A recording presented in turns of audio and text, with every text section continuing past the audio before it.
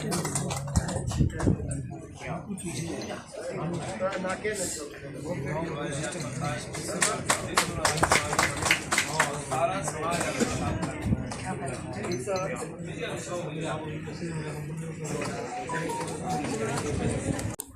इसके सूत्रधार इसके कृष्ण श्री जीवकांत झा जी हैं, जो साइलेंटली सुबह शाम दिन रात इस अथक मेहनत के साथ, मुझे लगता है 24 घंटे दिन रात मैंने इनको जिस प्रकार इन्वॉल्व देखा है, जैसे एक माँ अपने बच्चे का पालन पोषण करती है, उसको अपनी नजरों से ओझल नहीं होने नहीं देती, इन्होंने दिन रात सुबह शाम काम किया है।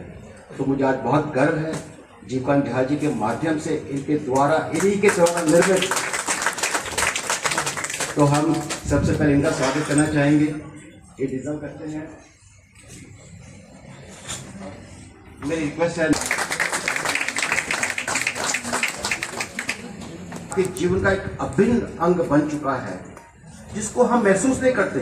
अब आपके जीवन के अंदर सुबह शाम उपयोग आने वाली वस्तुएं, चाहे पीने खाने वाली हो, चाहे यूज करें, 3000 टन प्लास्टिक हर रोज भारत में डिस्कार्ड कर दिया जाता है। और वो आज 2025-26 की बात मैं करूं तो 10 मिलियन मेट्रिक टन है, जिसके इकोनॉमिक वैल्यू 2 लाख करोड़ रुपया है। अब सोचिए, आप जैसे यहाँ पे पानी की बोतलें रखी हैं, हर आदमी पीता है, डस्टबिन फेंक देता है। आपके घर में मिल्क पाउचेस आते हैं, पूरे देश के अंदर 140 करोड़ की जनता के अंदर मैं मानता हूं एटलीस्ट 50 करोड़ मिल्क पाउचेस रोज डिस्ट्रीब्यूट होते होंगे पूरे भारत के अंदर, चाहे कोई भी स्थिति हो जाए। और मिल्क पाउचेस, मिल्क निकालने के बाद में लोग उसको डस्टबिन में डाल देते हैं। या मुझे लगता है ऐसा कोई भाई यहाँ पर होगा, बहन होगी, जो कहेगी हाँ जी मैं तो उसको कलेक्ट करती हूँ, क्योंकि 1-2 दिन के बाद उससे बैक्टीरिया हो जाते हैं, स्मेल करने लग जाते, काम नहीं आता, तो उसको फेंक देते हैं। आप कंस्ट्रक्शन करते हैं, आपके पास सीमेंट के बैग होते हैं, व्हाइट पुट्टी के बैग होते हैं, पेंट के बैग होते हैं, क्या करते हैं उसको? आपको नहीं पता क्या करते हैं, क्योंकि आपका ठेकेदार जो है वो कबाड़ी को देता है। कबाड़ी क्या करता है ये कोई नहीं जानता, ये मैं जानता हूं।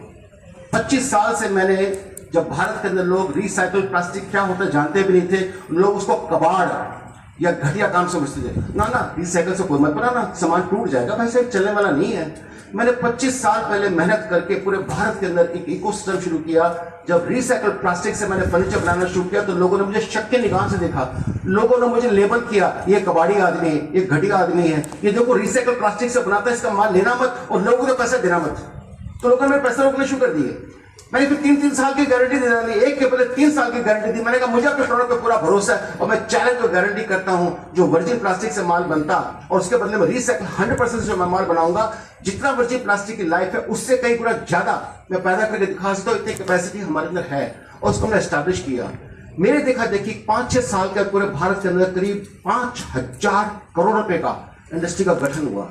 कुछ छोटी बात नहीं है दोस्तों, क्योंकि जब आप एक बीड़ा लेके चलते हैं, मशाल लेके चलते हैं और आपने एस्टैब्लिश कर दिया, लोग आपको देख रहे, परख रहे, अच्छा ये आज फेल होगा, कल फेल होगा, खत्म हो जाएगा, बर्बाद हो जाएगा। जब वो देखा ये तो प्रगति कर रहा है, तो पूरे भारत में लोगों ने अनुसरण करना शुरू कर दिया। मेरे खुद के ही एम्प्लॉय, मोर देन आधा दर्जन एम्प्लॉय जो अकाउंट्स वाले थे, मार्केटिंग वाले थे, उन्होंने खुद की प्रोडक्शन यूनिट लगा दी और आज बहुत बड़े पैसे कमा लिए लोगों ने। तो धीरे धीरे करते करते पूरे देश के अंदर 5 लाख मेट्रिक टन हर साल प्लास्टिक जो है खपत हो जाती है प्लास्टिक फर्नीचर इंडस्ट्री के अंदर, जिसके 5000 करोड़ रुपए की वैल्यू है टोटल आज। Asia Book of Records is a platform including India Book of Records, Vietnam Book of Records, Indo-China Book of Records, Laos Book of Records, and Nepal claim the title of Asia Book of Records holder. Today, Asia Book of Records holds a strong database of 40,000 entries. Now is the time to announce the record for Asia Book of Records.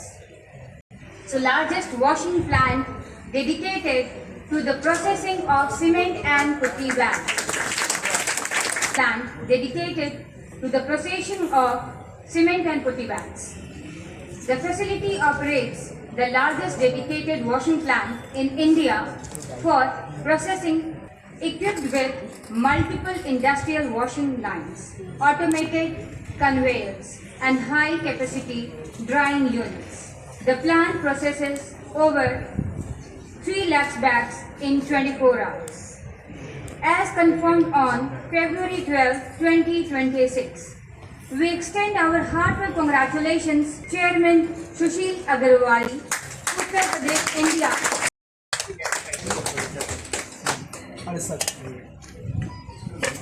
set this is.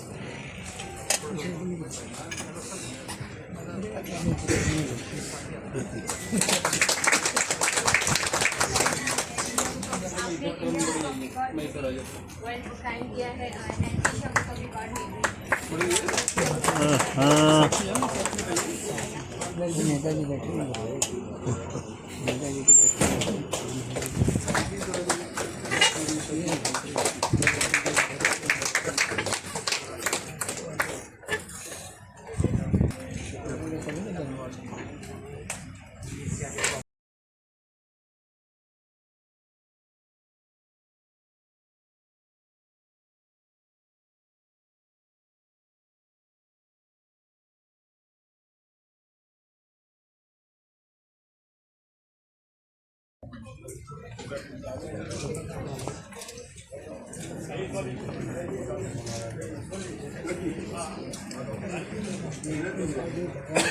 आज तक पहुंच चुके हैं, पर इनको थोड़ा और पीछे जाना होगा।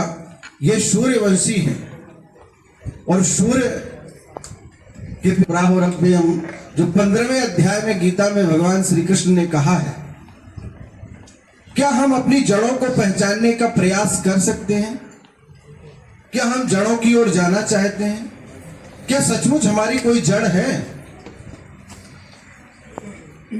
तो उन जड़ों की ओर जब जाएंगे तो आप अग्रवाल जी के ही वंशावली में आप देखेंगे कि जब मां दीदी को बड़ी पीड़ा हुई, प्रसव पीड़ा, पर उन्हें अपने पतिदेव से पता चला कि आपने असमय संभोग किया था, जो समय संभोग का नहीं था।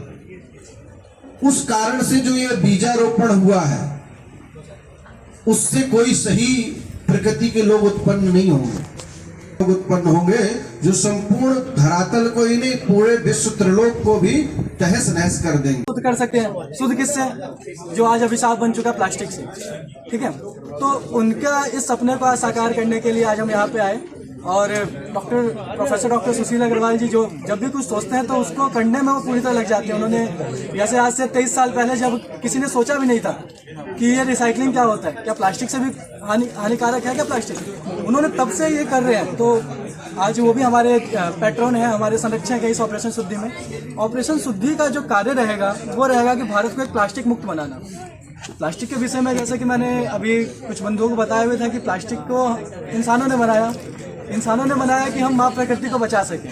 इस तरह से पहले प्लास्टिक से पहले जो भी चीज़ें होती थी वो होती थी लकड़ियों में, पेड़ काटे जाते थे। प्लास्टिक से पहले कोई चीज़ अगर पैकेट आता था तो वो जानवरों की खाल में, जानवरों की चमड़ी में, तो बहुत से जानवर, बहुत से पेड़ हमने उस समय काटे। लेकिन प्लास्टिक आया तो लोगों को लगा हल्का है, अच्छा है इस्तेमाल के लिए, तो लोगों ने इसको बहुत ज़्यादा इस्तेमाल कर लिया। लेकिन जब प्लास्टिक इस्तेमाल हुआ तो लैंडफिल्स में मिला, खेतों में, हमारे खाने में, अब तो हमारे शरीर में भी है। इसी प्लास्टिक को अब साफ करने की बारी आ गई है, शरीर से, खाने से और लैंडफिल से। तो ऑपरेशन शुद्धि के तहत ये प्लास्टिक वहाँ ना जाके फिर से रीयूज हो, रीपर्पज हो, इसके तहत हम कार्य करेंगे। ठीक, थैंक्स।